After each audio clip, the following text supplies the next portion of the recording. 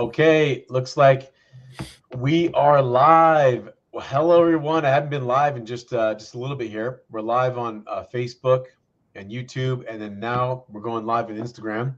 We're live now. So, welcome everyone, and I want you guys to meet a really amazing individual, Neil Turner. Say hi, Neil. Hi, everybody. So, I wanted to bring Neil on. You know, many times you guys have seen me doing patient spotlights, so I'll take our patients who've had phenomenal results and just talk to them about what they've done in the Fast 40. But I also love, exposing what they do to my audience. So first of all, many people have seen the title of this, and I don't remember if I got the inches right, but at the time of finishing Fast 40, you had lost 25 pounds and I think 18 or 19 inches. Are we still at that point, or where are we at right now? As of today, I am 39 pounds lighter. Good God, I wish I had changed my title. Oh my gosh, 39 pounds? Yeah. Okay, 39. so let's just quickly ask. We live in a world of inject yourself with chemicals and just lose weight magically, but it screws up people's hormones.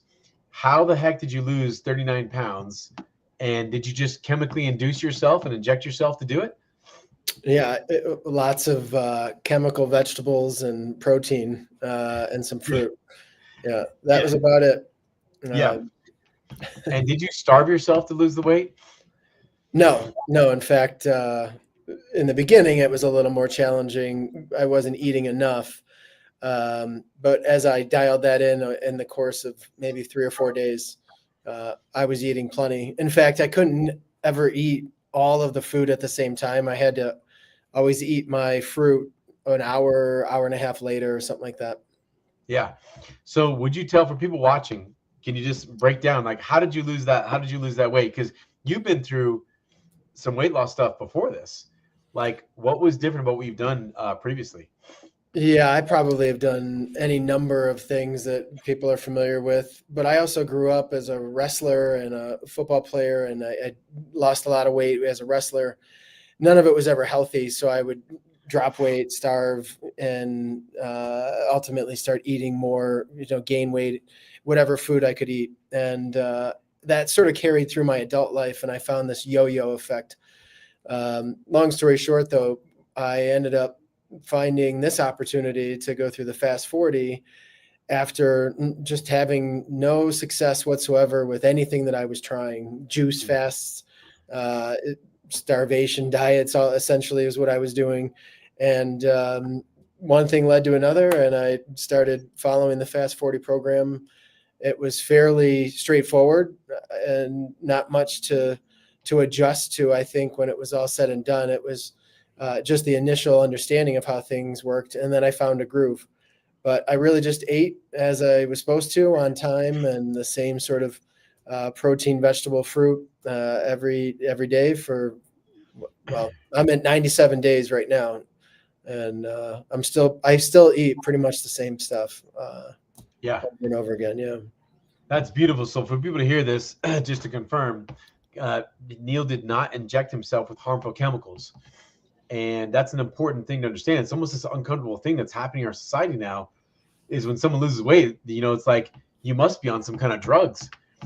And yeah, that actually came up quite a bit.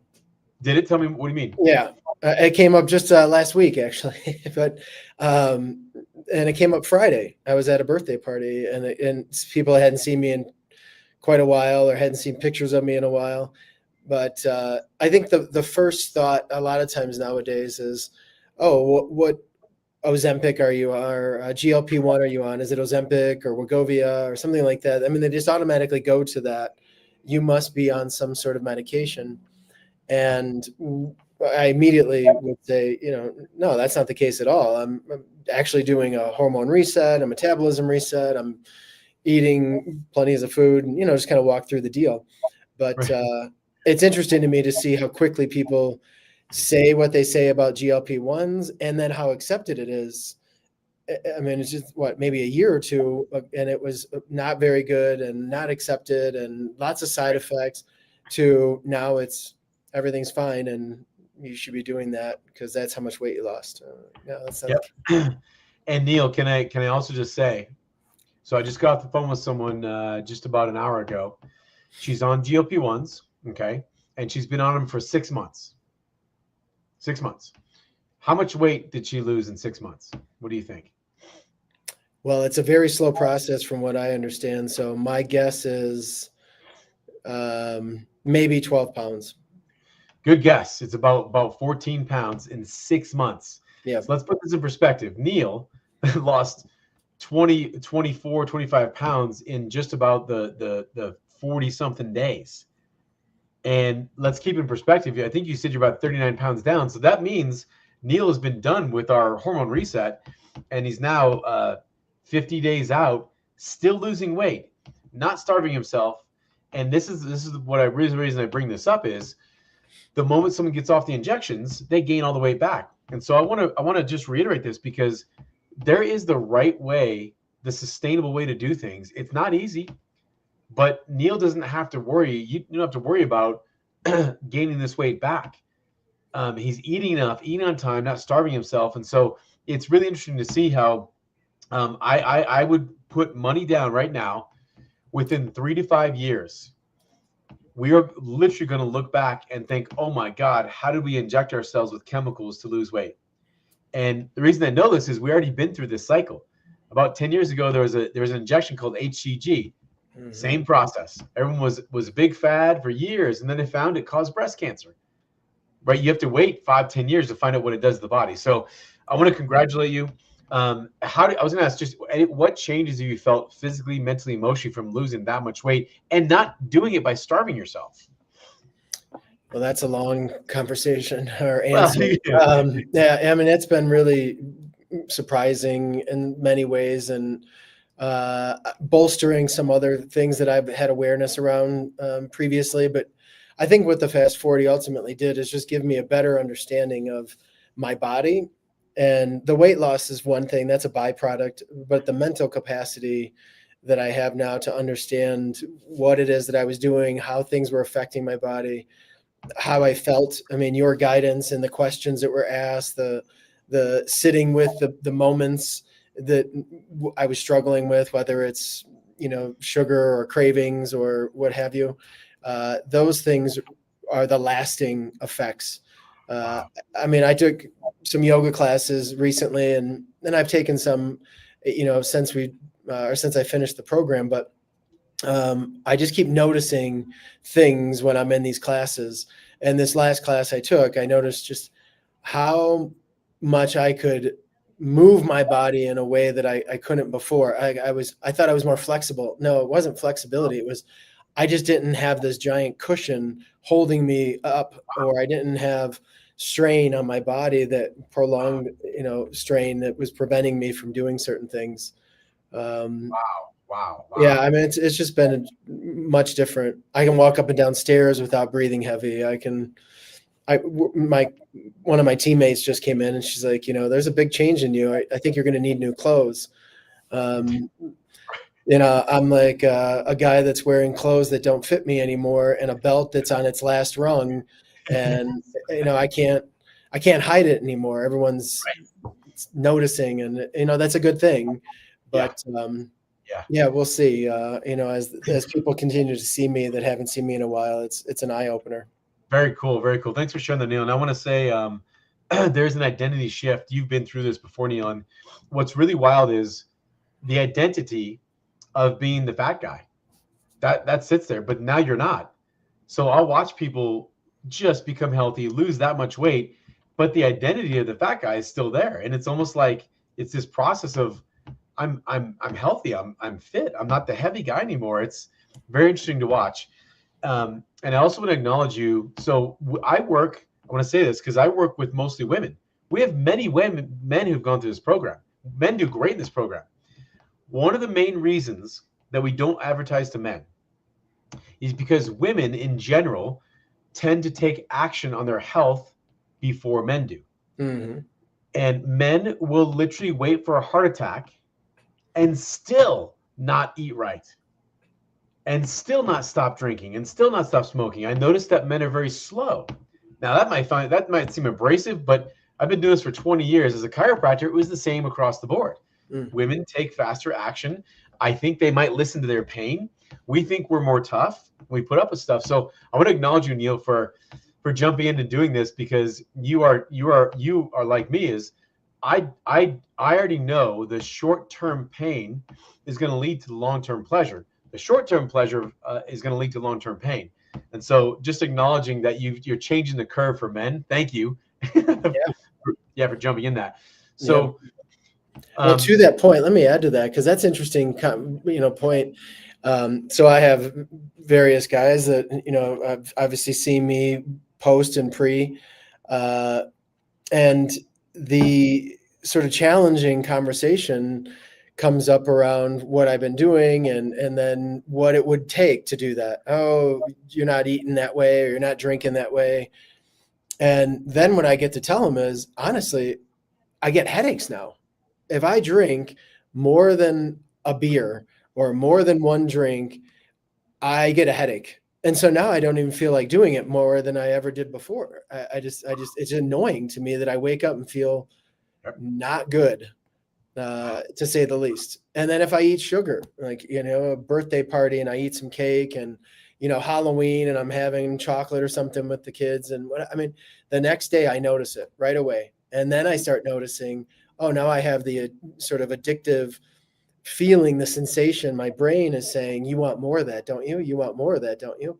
And I have to literally stop myself from going back and getting more again. And I have to sit with myself in the moment, the feeling. And that was something that you encouraged in the Fast 40. But I think that's where the men really find the issue more than anything else, is society isn't telling men you should be thinner as much as I think it tells women. It's okay to be, a beer gut and drink, beer and eat food and whatever. But we don't have the pressures, I think, like women do, to be a certain look and a certain feel in our clothes and so on. But the reality is, I think men are much more concerned than they lead on to, and maybe the younger generations are better, but it stuck. When I started telling people how I felt like crap, they were more open to the idea of taking care of themselves. Interesting. Yeah. Wow, thank you for mentioning that. And in other words, what you're saying is you have more connection with your body now, so it can tell you when it doesn't like the thing you're doing.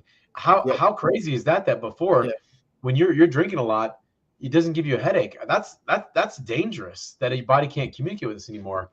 And I think it's very interesting to note that. So, what's really cool is I got to go in and into your office, and I wanted to talk about what you do here, because with financial advisor stuff, I have many business owners. Most of my network are entrepreneurs, and I've sold a business.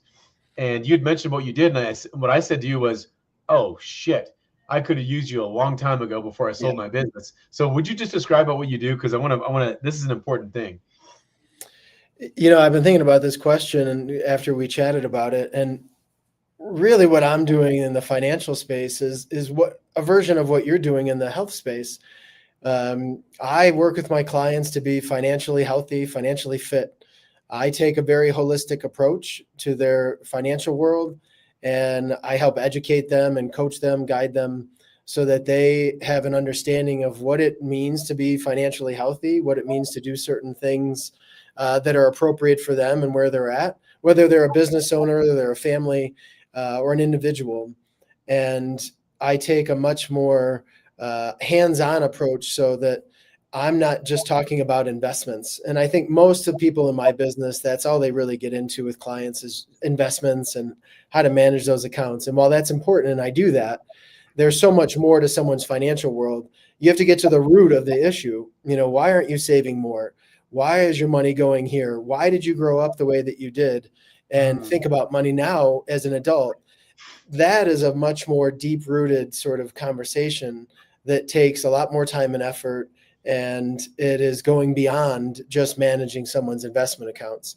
So for me, it's a very empowering thing to see my clients feel like they've got a tremendous sense of understanding and confidence to move forward and have a resource to grow their wealth, to be financially fit and help and happy.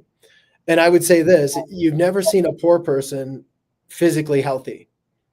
Mm. to the degree that you see wealthier people. Yeah, So good I point. strongly believe that the work that I do to help people financially has a direct bearing on their personal health, their physical health, their family's health. And it's a big commitment that I make to my clients to help them get to that place so that they Ooh, can afford to, work with someone like you if need be, or take care of themselves by going to the doctor or have the surgery. Right now, health insurance. How many people are going to skip out on health insurance or cut back on their health insurance because the premiums are going up so much? yeah. That's a horrible thing. And they won't take care of themselves, and they're going to see other diseases and stress and the function of that stress projecting onto their health in negative ways. So I feel very passionate about what the work I do, and I feel like it runs parallel with the work that you're doing, and that's what Mm. I really wanted to stress here today. That's a really great core. I love you correlated together. Let's ask this question then.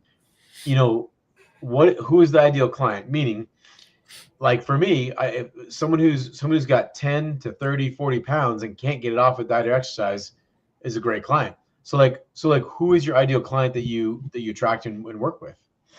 Well, like you, the ideal client is not just someone that has 30, 40 pounds. It's someone that's ready to commit to making a change.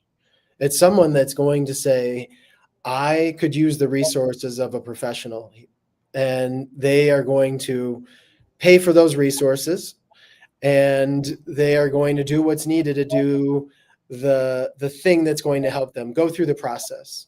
So my ideal client in the business owner space is someone that fits in that realm. I like working with clients that I get along with, but I certainly like working with clients that uh, make things, business owners that make things that are making a difference in the world with their company, with their employees, and helping them and their families. I come from the automotive background, so I enjoy those types of Yeah. clients that have stuff that they're making. Services and so on are all right, but it's just one of those things where I can really work with people that they get their hands into things. Yeah. On the personal side, I work with plenty of clients. I have a tendency to work with families, people that are similar to me, people that care about others, people that want to protect and grow their wealth, and then eventually retire in the way that they believe is best for them. And that's again, people that feel like they're ready to take the step and move beyond doing the work themselves and engage a professional to help them. And I believe everybody should have the opportunity to work with somebody.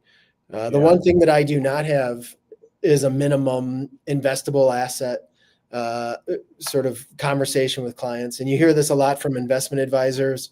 Right. If you don't have $250,000, I will not be able to work with you. To me, that puts the advisor in the driver's seat, and it puts the client in the back seat. My process does not work like that. I have a planning fee that I charge my clients, and then I help manage investments. I help manage insurance as well. But Mm. I am letting my clients work with me because they can afford to pay the fee, not because they don't have enough of the investments. And I will work with clients until the death do us part is really what my Yeah. pitch is to them, because you got to climb the mountain and you got to come back down. I love that. Kit, let's ask this, and this might be putting you on the spot, but I kind of want to know this. What are the top three, let's say, mistakes or things that people are doing wrong when it comes to their financial health? I think the one thing that people often do is they listen to others that don't know really what they're talking about, following the herd. I mean, the same thing in personal health, right? Like if you just do a juice fast like I did, then you're going to be totally fine. And you're like, Right. yeah, that may not be appropriate for you. And it probably wasn't appropriate for many other people that were told that. So for me, I think that's one thing is listening to the news, listening to the media, listening to friends and colleagues and people that really don't have the ability to know what your situation is and provide actual appropriate guidance as to Mm. what that should look like for your financial world. I think another issue is people don't focus on protecting themselves, protecting what they have, protecting what they built. They let things sort of go, things sort of slip. They just do the minimum. Geico could save you 15%. Well, that's because you're getting the bare minimum. And if something does happen, it's almost the worst situation because your coverage is so insufficient. So my thing is, let's protect today so we can build for tomorrow. And then I would say the third thing is just not saving enough, just not putting enough money away for tomorrow. The likelihood of tomorrow coming is really great. I mean, most people are not going to pass away early. So we need a lot more money than people realize in the future for that retirement that we want. And I can say this, most people today are not retiring because they want to with the money that they feel good about. They're retiring because they have to. And one of the primary reasons that they have to retire, health. So what you do is exactly what I'm talking about financially, though. I don't want you to retire because of health, because you took care of yourself. So that's the third thing I think is a big one. Not saving enough money and not putting it away for the tomorrow that will inevitably come for majority of us. Yeah. So those are wow. That was perfect. So listening to other people, and then not putting away enough money, and then there was a third one that was, I think that was the actual second one I missed. Not protecting themselves. Not protecting. Managing risk. Yeah. Right. So I kind of want to. I mean, this is such. We're gonna go live again because I want to have a longer conversation about these things. But I'm kind of curious because I know what I hear from the health industry about people, listening to the media and like fasting and starvation and juice fast, like you said, these things are causing people to get worse, not better. What is like one or two things that you hear being told to people that they're following that may not be appropriate for them? I think a lot of times it is you're going to be in a lower tax bracket when you get into retirement. And that used to be a lot more true for our parents, perhaps, and maybe even some of the baby boomers that are retiring these days. But I think as we see things moving forward from a tax perspective, that is not necessarily what I'm seeing with a lot of clients. And then my question is, do you really want to be in a low tax bracket when you retire? Because that just means you're not making that much money. And I'd rather make a lot more money in retirement and have a higher tax bracket that I have to deal with than make a lot less money and a lower tax bracket. And that's what I find a lot of people are thinking that they're going to be in a lower bracket because of. So one thing leads to another. Yeah. And, that's just not the way that we want to work that through. Well, I kind of want to ask you that. Do you, because that's something I'm interested in, is do you help? Listen, I'm on my fourth business. I eventually, and I've been through 7 accountants. I've been through investment advisors. I eventually bought a book on taxes about 5 years ago. Okay.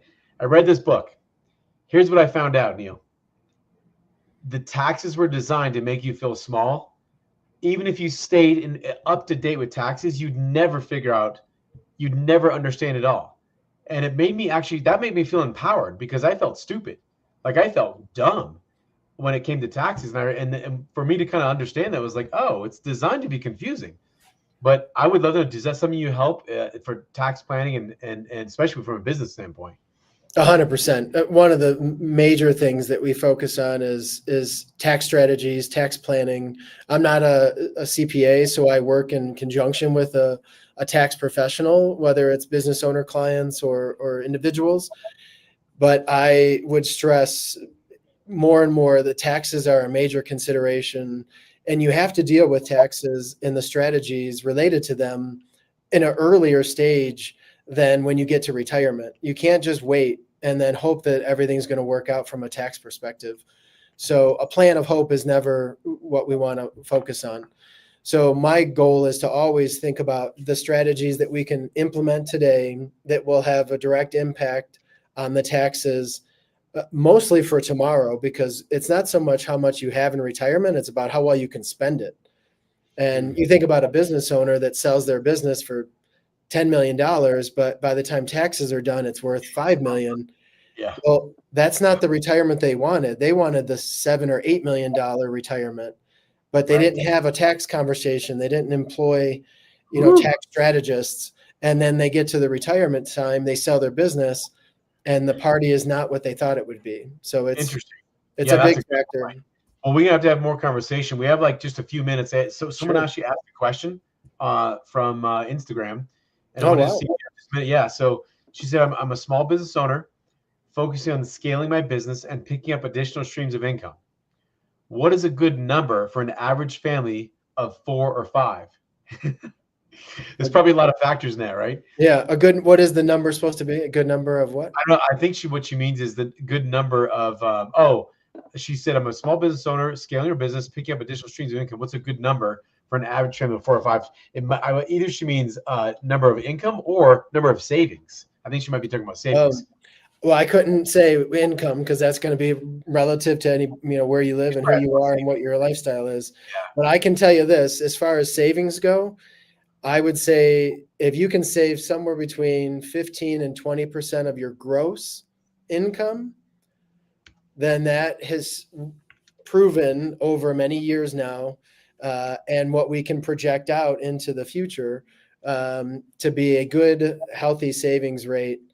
And then, of course, you're putting that money to work in various assets like retirement accounts or investment accounts or what have you. But most people are under saving somewhere 10 or less percentage points. So Oh, gotcha. Okay. 15 Okay. to 20%. Now, that is very difficult for people to do.